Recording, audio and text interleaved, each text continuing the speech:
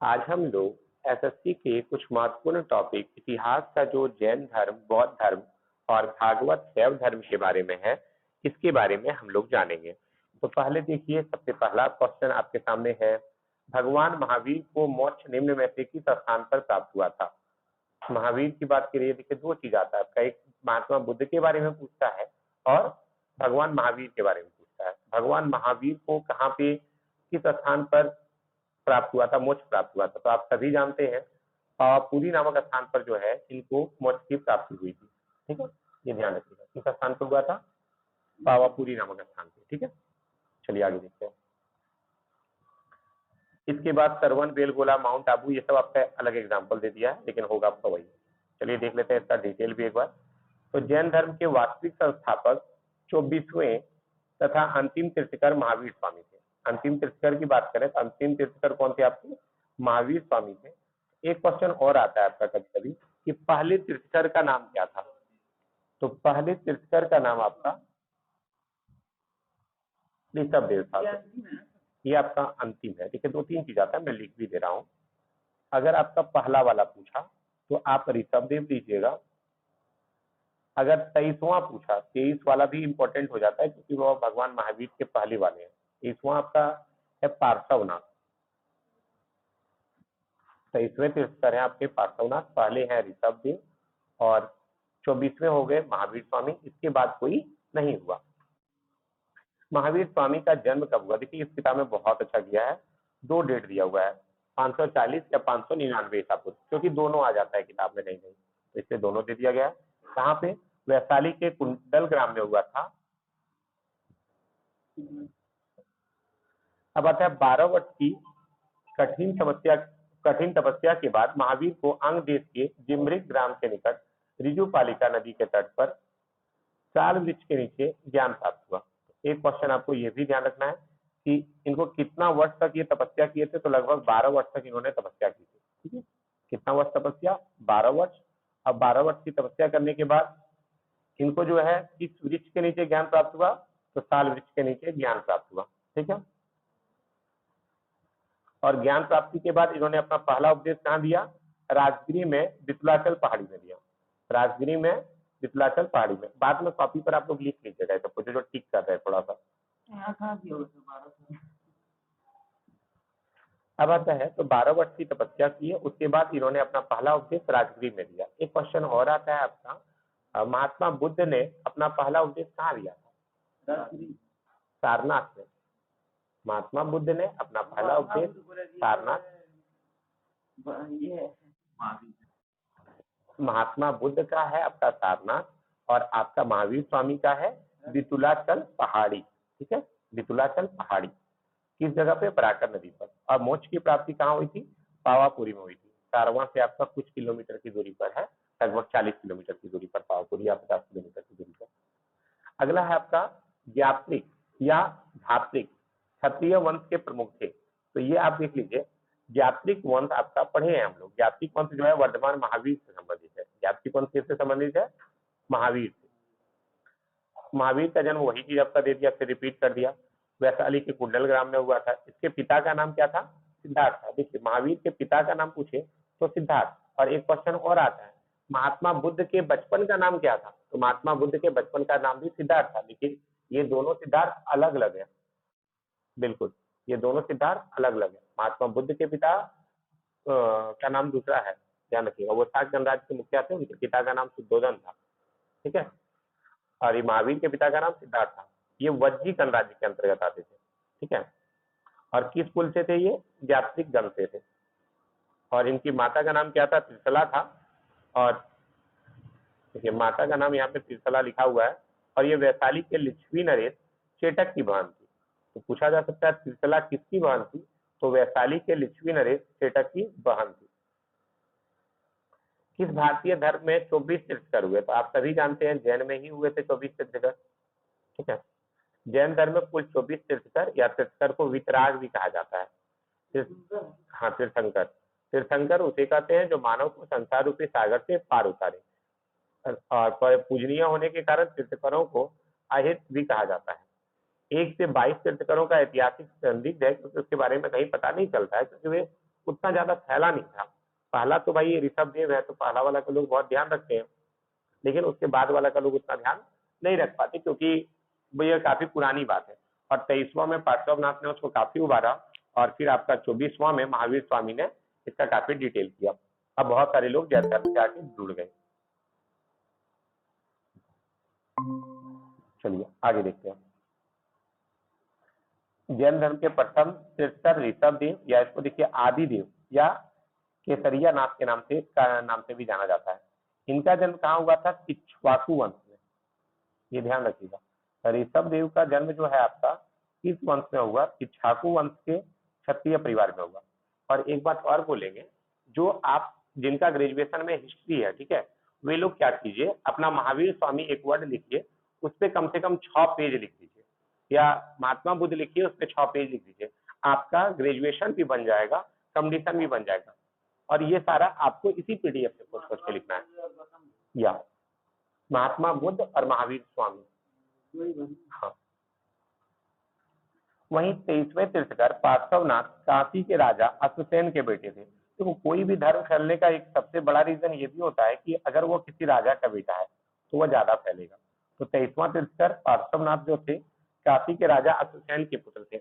महावीर स्वामी का जन्म वज्जी गणराज्य में हुआ था, ज्ञातिक क्षत्रिय में, पहले ही लगा चुके हैं हम। निम्नलिखित में से कौन सा धार्मिक समुदाय व्यवहारिक जीवन में 10 सार्वभौमिक गुणों का पालन करके आत्मशुद्धि और उत्थान का पर्व मानता है? 10 गुण, तो 10 गुण का पालन कौन करता है? जैन समुदाय, ध्यान रखिएगा।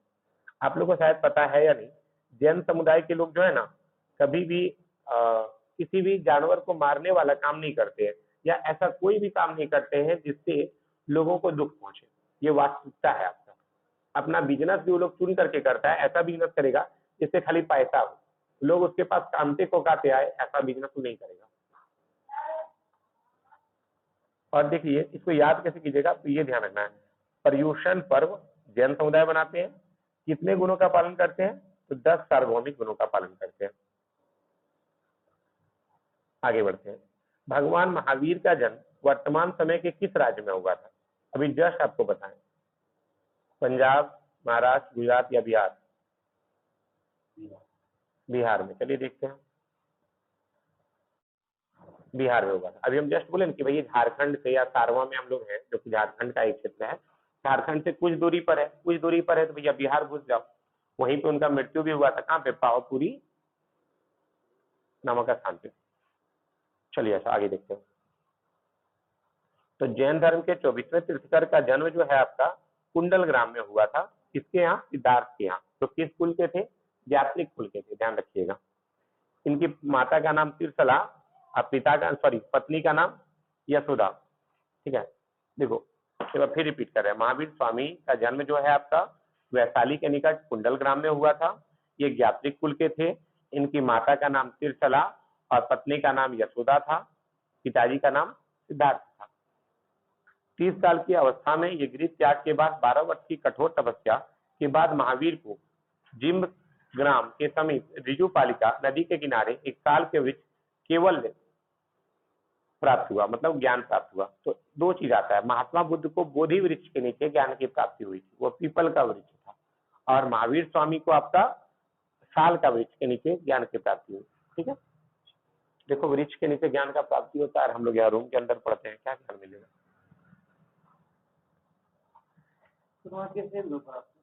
आप अपना ध्यान करते रहिएगा तो प्राप्त हो जाएगा। आप अपना एनसीईआरटी किताब लीजिए, 6 साल तक एक रूम में बैठिए, आपको ज्ञान की प्राप्ति हो जाएगी, आप यूपीएससी निकाल लीजिएगा। ठीक, वो लोग पहले पेड़ के नीचे बैठ करके पढ़ता था। चलिए अब आगे बढ़ते हैं। जैन धर्म के पहले तीर्थकर कौन थे? ये वास्तव में वही ज्ञान है, रियल में और कुछ नहीं है। जैन धर्म के पहले तीर्थकर कौन है? तो ये कुल 24 तीर्थकर हुए थे। तीर्थकर जैन धर्म के संस्थापक और जितेंद्रीय तथा ज्ञान प्राप्त महात्माओं की उपाधि है। ठीक है, जैन महात्माओं को निर्ग्रंथ यानी बंधन रहित सज्जन संस्थापकों को तीर्थकर कहा गया। देखिए ये 2 वर्ड आपका आगे, ये आपको ध्यान रखना है।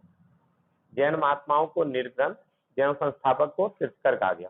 तीर्थकर 2 शब्दों से मिलकर के बनाया, तीर्थ और कर। तीर्थ का अर्थ है उन विविध नियम जो मनुष्य को इस भावसागर से पार लगा दे। ये आपका, चलिए अब आगे देखते हैं। संथारा, संथारा समुदाय क्या है? तो संथारा जो है आपका जैन समुदाय का एक धार्मिक संस्कार है। और यहाँ पर देखिए अब बोलना आसान है कि सर ये सारा तो देखिए जैन का मिल रहा है, तो आपका ये एग्जाम का क्वेश्चन नहीं ना है कि चैप्टर पढ़ रहे हैं भाई, तो चैप्टर में से रियली मिलेगा, बट एग्जाम में कोई एक क्वेश्चन रहेगा, इसको ध्यान रखना है। तो संथारा क्या है?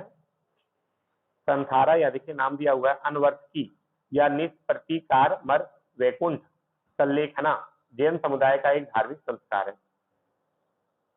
जैन धर्म में इसका अर्थ उपवास द्वारा प्राण त्यागना है। संथारा मतलब उपवास के द्वारा अपना प्राण को त्याग देना। संथारा श्वेतांबरों में प्रचलित है, जबकि दिगंबर में इस परंपरा को सलेखना कहते हैं।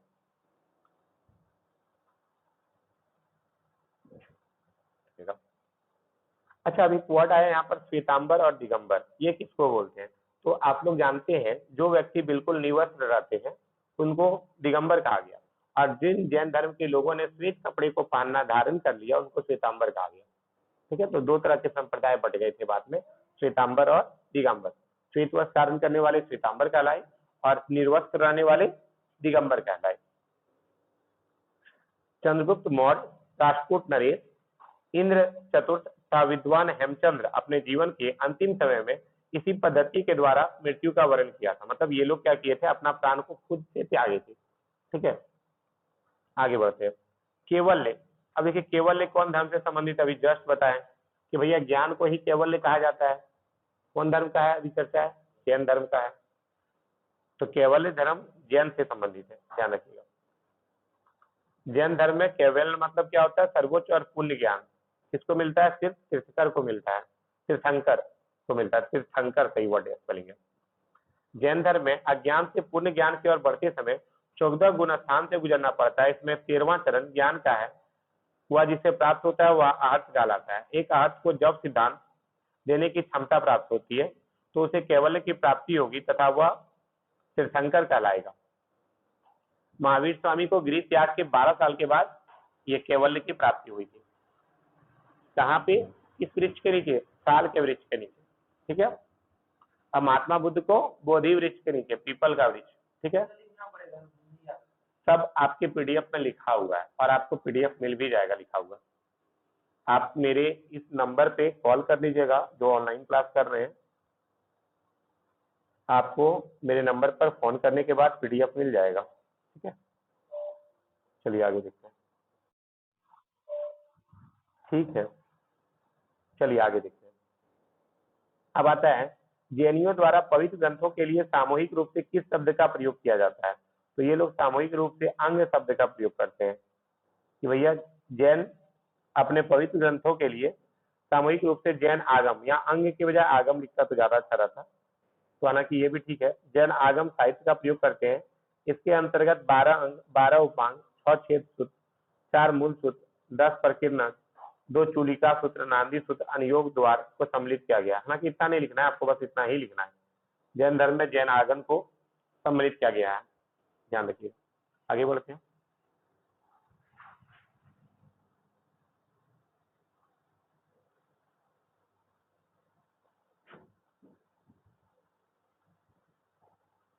अब कह रहा है अंगों और उपांगों पर जो भाष्य लिखे गए हैं वे निर्युक्ति, चूर्णी एवं टीका कहलाते हैं। ये सारा आप कॉपी पर लिखिएगा क्योंकि आपको 6 पेज बुलाना है। क्योंकि विकल्प में आगम शब्द का उल्लेख नहीं है इसलिए इसे अंग माना जा सकता है, तो आगम को ये अंग भी बोलता है। आगे देखते हैं। प्रथम और चौथे जैन तीर्थंकर के जन्मस्थान के रूप में मान्यता प्राप्त पवित्र तीर्थ का नाम बताएं या पवित्र शहर का नाम बताएं। अयोध्या, बिल्कुल, पहले भी पढ़े भी है शायद 12th में। प्रथम और चौथे जैन तीर्थंकर के जन्मस्थान कौन से थे? अयोध्या। जैन धर्म के प्रथम तीर्थंकर ऋषभ देव और चतुर्थ तीर्थंकर अभिनंदनाथ, हालांकि इसका नाम नहीं पूछता, का जन्म अयोध्या में हुआ था। विदित है जैन धर्म में कुल 24 तीर्थंकर हुए और 24वें और अंतिम कौन थे? महावीर स्वामी थे। जन्म कहाँ हुआ था? कुंडल ग्राम में। कब? 540 या 599 ईस्वी पूर्व में हुआ था, ध्यान रखिएगा। अब आता है जैन दर्शन शास्त्र के अनुसार जीन का अर्थ क्या होता है? तो जीन का अर्थ होता है, बोलते हैं जीन है, ये सब ख्वाहिश पूरा कर देगा, ये विजेता है। ये क्या है? विजेता है, ध्यान रखिएगा।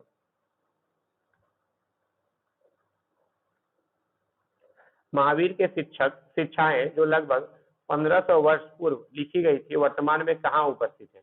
जो 1500 साल पहले लिखी गई थी, तो वल्लभी गुजरात में है। महावीर की शिक्षाएं कहाँ उपलब्ध है अभी? वल्लभी गुजरात। सब देखो एसएससी एमटीएस में आया है। महावीर जैन वही है 24वें तीर्थंकर हैं और इनके करीब 2500 साल पहले वैशाली राज्य के कुंडल ग्राम में हुआ था। महावीर की शिक्षाएं वल्लभी गुजरात में उपस्थित है, जो लगभग 1500 साल में लिखी गई थी। तो एक चीज अगर आप नोटिस कीजिए तो इसमें काफी सारे क्वेश्चन हैं जो कि इसी के बारे में लिखे हुए एक साथ, और इतना आपको एनसीईआरटी का 6-7 क्लास में भी नहीं मिलेगा जितना इसमें मिल गया। हाँ, पूरा मिल ही जा रहा है, किसी से पढ़ना चाहिए। अब आता है, कहा जाता है प्रथम बौद्ध परिषद के द्वारा संरक्षण प्रदान किया गया था। प्रथम बौद्ध परिषद को देश द्वारा संरक्षण प्रदान किया गया था। तो प्रथम बौद्ध परिषद को अजातशत्रु के द्वारा, प्रथम बौद्ध परिषद अजातशत्रु। अब देखिए इसमें कुछ कुछ और भी है कि प्रथम है तो द्वितीय भी होगा, तृतीय भी होगा, सारा देखते हैं। प्रथम बौद्ध संगीति 483 ईस्वी पूर्व में हुई थी। कहाँ पर हुई थी? राजगिरी में हुई थी। अध्यक्ष कौन थे? महाकश्यप। और हालांकि अध्यक्ष का नाम कम पूछता है मैंने शासन काल किसका किसका था।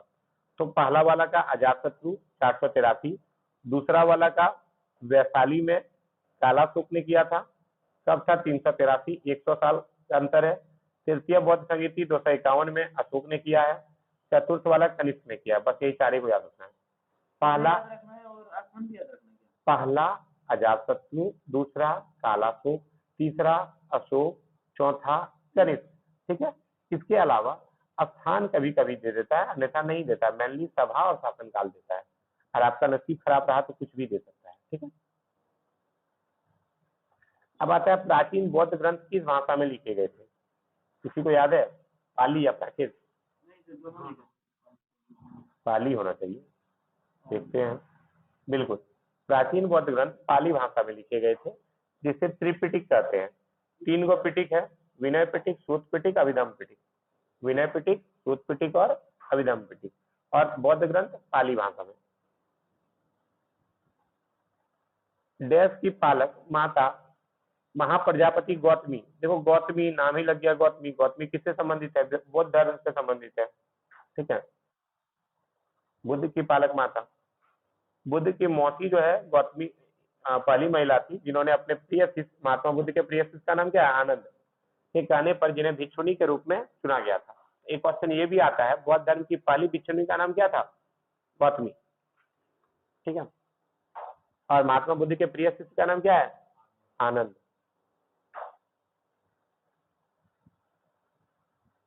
अपने महापरिनिर्वाण से पहले बुद्ध ने अंतिम उपदेश कहाँ दिया था?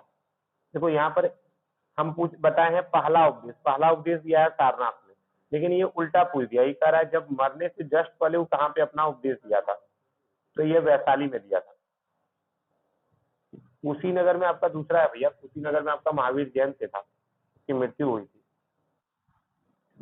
महापरिनिर्वाण मतलब मरने के ठीक पहले पहला आपका महात्मा बुद्ध ने सारनाथ में दिया, और इसमें पूछा जा रहा है मरने से ठीक पहले इसने अपना उपदेश कहाँ दिया?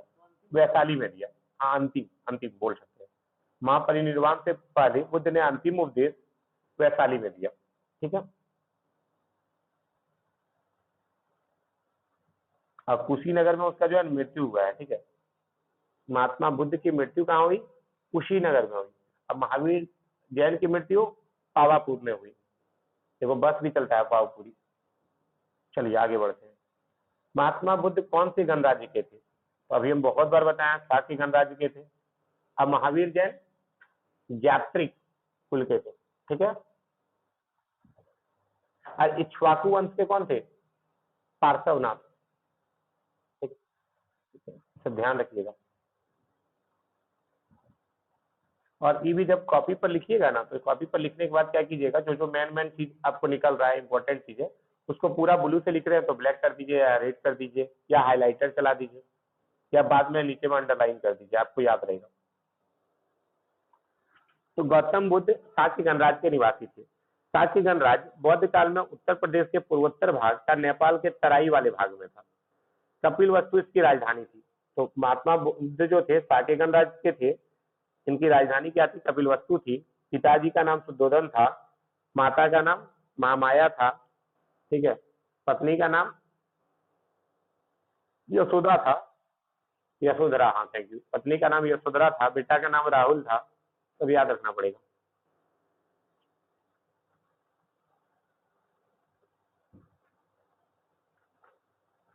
अब चलिए आगे बढ़ते हैं। गौतम बुद्ध की मृत्यु के बाद तत्काल बाद किस बौद्ध परिषद का आयोजन किया गया? तो पहला बौद्ध परिषद। अभी चलिए बताइए, पहला बुद्ध परिषद का राजा कौन था उस टाइम में?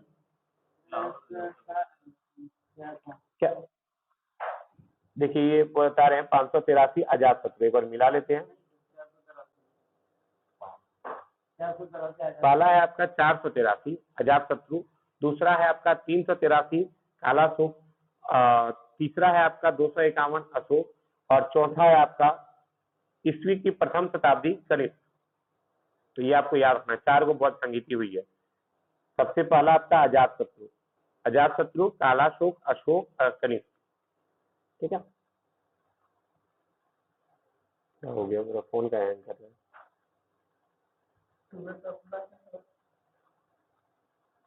चलिए अब आगे देखते हैं। लीजिए, यहाँ नीचे में लिखा था, महात्मा बुद्ध के परिनिर्वाण के अल्प समय के पश्चात उनके उपदेश को संग्रहित करने का बात किया कि भैया महात्मा बुद्ध इतना बढ़िया आदमी था, बहुत उपदेश दिया, तो उसका उपदेश को क्या करो, संग्रहित करो, उसका पाठन करो। तो इसी के लिए सबसे पहला बौद्ध संगीति 483 ईस्वी पूर्व में स्थान राजगिरी में, अध्यक्ष इसके महाकश्यप थे, शासनकाल अजातशत्रु, और दो पिटिकों का संकलन हुआ। कौन कौन? सुत्त और विनय। द्वितीय बौद्ध संगीति में क्या हुआ? स्थान वैशाली, शासनकाल कालाशोक। और बौद्ध धर्म अस्थावीर और महासंगीत में विभाजित हो गया। बौद्ध धर्म 2 पार्ट में बटा है, कब? दूसरा में। 2 पार्ट में बटा, दूसरा में, एकदम आसान वर्ड है। तृतीय बौद्ध संगीति 251 ईस्वी पूर्व में, स्थान पाटलिपुत्र, अध्यक्ष मोगालिपुत्सित। अध्यक्ष जो होते हैं पढ़े लिखे होते हैं, ठीक है। और शासनकाल अशोक, तो राजा के बारे में कुछ कहा ही नहीं जा सकता है, वो तो मैन है। अविधम तृतीय संकलन शुरू में हुआ था, सूत और विनय, दिख रहा है। अब आता है तीसरी बौद्ध संगीति किस शहर में आयोजित की गई थी? तो तीसरी बौद्ध संगीति पाटलिपुत्र में आयोजित की गई थी। तीसरी बौद्ध संगीति कहाँ आयोजित की गई थी? पाटलिपुत्र में, आप सभी जानते हैं। पहली वाली कहाँ थी? चौथा वाला आपका कश्मीर नहीं, कुंडलवन है। देखिए यहाँ पर लिखा हुआ है, अच्छे से एक बार फिर देख लीजिए। पहला राजगिरी, दूसरा वैशाली, तीसरा पाटलिपुत्र, चौथा कुंडलवन। कुंडलवन है कहाँ? कुंडलवन कहाँ है ये आप देख लीजिएगा। कश्मीर में ही है, ठीक है, हो सकता है, मुझे नहीं पता। आगे है बौद्ध, कुंडल ग्राम नेपाल में है, ठीक कर देना। बौद्ध धर्म के अधिकांश ग्रंथ किस भाषा में है? तो पाली भाषा में। ये पहले से भी आप लोग पढ़ चुके हैं। बौद्ध धर्म किस भाषा में लिखे गए? पाली भाषा में।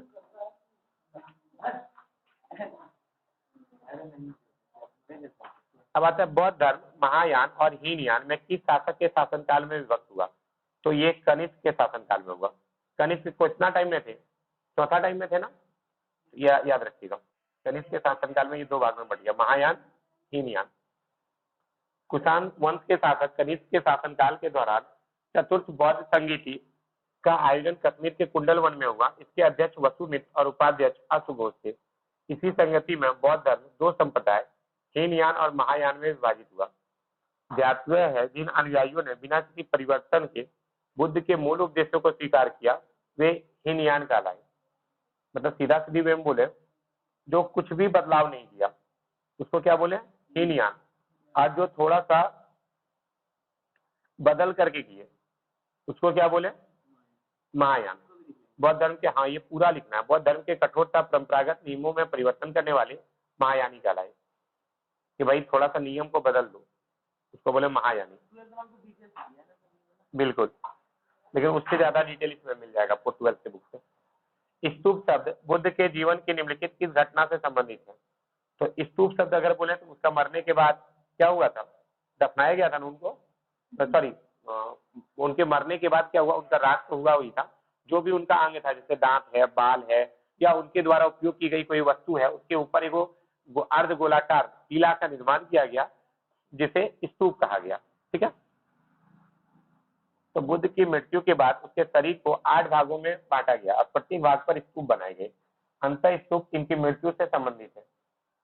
ज्ञातव्य है 483 ईस्वी में 80 वर्ष की अवस्था में कुशीनगर में बुद्ध की मृत्यु हो गई। इस घटना को महापरिनिर्वाण की संज्ञा दी गई, जबकि 29 साल में की अवधि में इसको महाभिनिष्क्रमण कहा गया।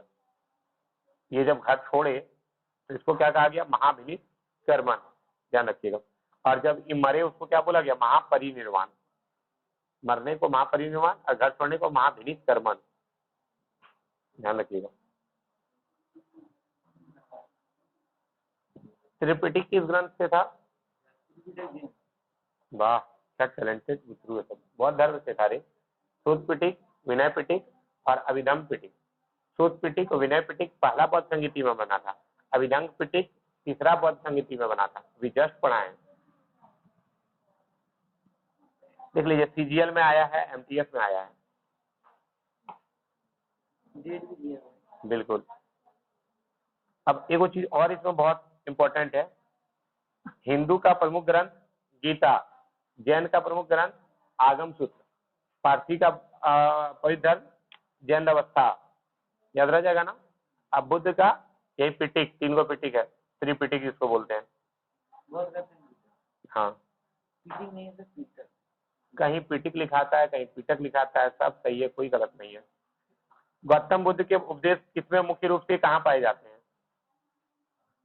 तो ये आपका सूत पिटिक में पाए जाते हैं, ठीक है। उपदेश जो है वो अपना सूत पिटिक में दिया था। विनय पिटिक आपका नियम के बारे में है। अभिधम पिटिक धर्म के बारे में, रिपीट कर रहे हैं। अभिधम पिटिक धर्म के बारे में है, विनय पिटिक नियम के बारे में, और उपदेश की बात सूत पिटिक में किया जाता है।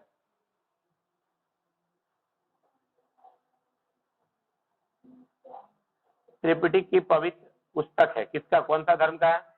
बौद्ध धर्म का है, सभी जानते हैं।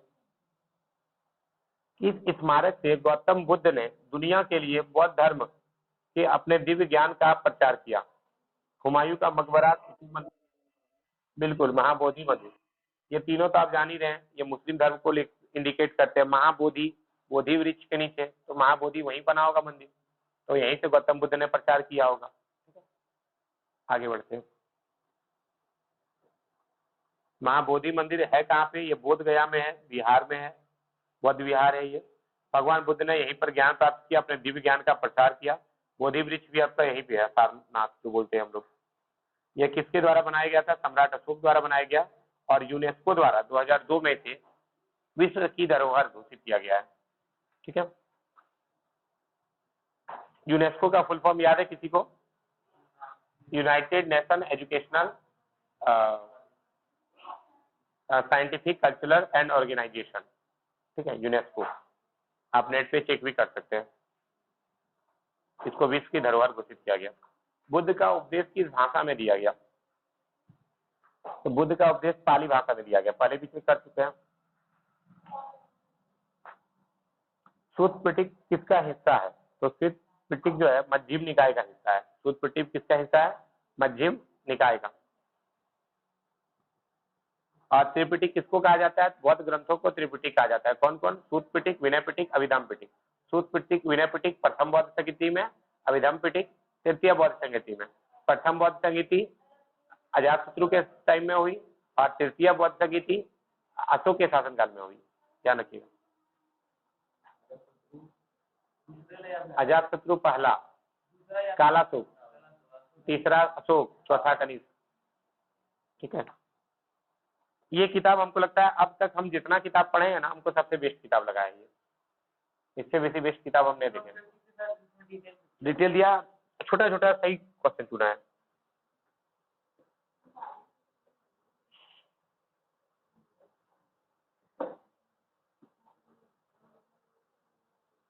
अच्छा, टोटल कितना निकाय है तो देख लीजिए। दिव्य निकाय, मध्यम निकाय, संयुक्त निकाय, अंगुत्तर निकाय और खद्दक निकाय, ये सब वो किताब है टाइप का, आप मान लीजिए।